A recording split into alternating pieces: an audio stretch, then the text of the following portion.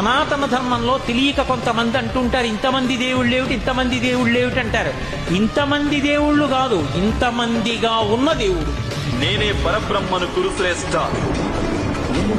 నేనే సత్యాన్ని, జ్ఞానాన్ని, ధర్మాన్ని. పార్థ, దివ్యములై నానా విధములై అనేక వర్ణములై అనేక విశేషములు గల నా స్వస్వరూపమును కన్నులార దర్శింపుము.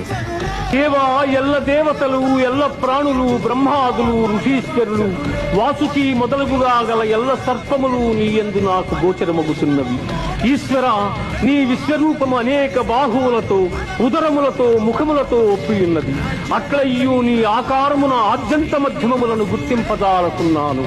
కోరలచే భయంకరమై ప్రళయాగ్ని సమానములైన నీ ముఖములను చూచుట వలన నాకు దిక్కులు తెలియకున్నవి.